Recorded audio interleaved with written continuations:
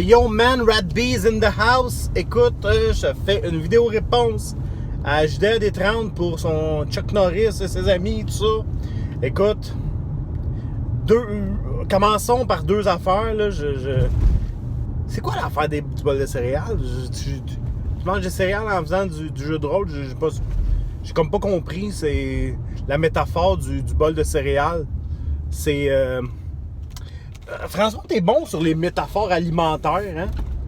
Fait que, mettons, t'es un master. Fait que tu veux pas manger, mettons, ta bouffe, mais que t'as des céréales. Mais là, tu te promènes avec ton bol de céréales. Fait que d'un certain sens, tu manges ta bouffe. Hey, est-ce que je suis pas cuisinier, c'est pour ça? Deuxième affaire, je suis d'accord. Je suis d'accord avec tout ce que t'as dit. Tout. Un PNJ... c'est un toaster. Restons dans les métaphores alimentaires. Un PNJ, c'est un toaster.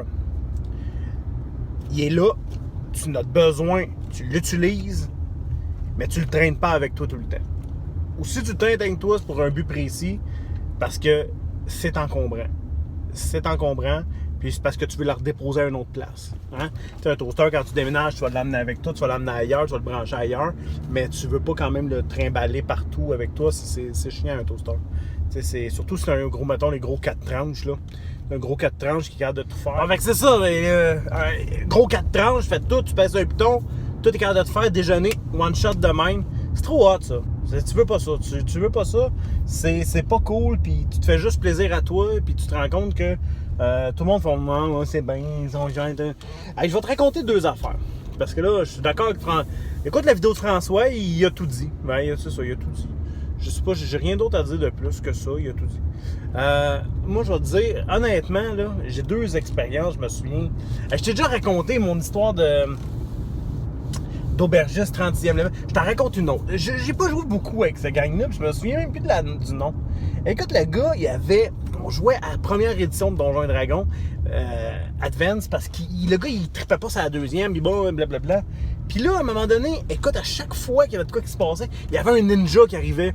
Ça ressemble un peu à M. Miyagi, mais son ninja était à 55e level qui disait... Puis là, c'était son personnage à lui. Il disait « Ah ouais, je l'ai monté jusque-là. Fuck you, tu l'as monté jusque-là. C'est 55e level. » Il nous apparaissait d'en face, mon gars. Je me souviens de son nom. Il s'appelait Battle Cat. Je me trouve. Il me semble que c'est ça. Puis... Fait que c'est ça. Fait que ça a comme... Écoute, cassait le fun complètement. Deuxième affaire. C'était le... Dans les premiers temps que je jouais, écoute, je me souviens, on jouait dans une maison, résidence funéraire. Mon chum, son père avait une résidence funéraire à Saint-Hyacinthe, puis on jouait avec lui, puis on allait là, puis il y avait mon Délo qui jouait encore avec nous autres. Puis dans le temps, on switchait les masters, tout ça. Puis, fait que tu sais, c'était plate quand c'était tout le master, parce que ton bonhomme montait pas. Fait qu'il amenait son bonhomme avec lui, puis tu sais... C'était comme pas d'allure, là, tu sais, tu voyais que il arrivait jamais rien à son bonhomme, ni rien. Mais tu sais, là, on avait 10 ans, 10, 11 ans, quelque chose comme ça.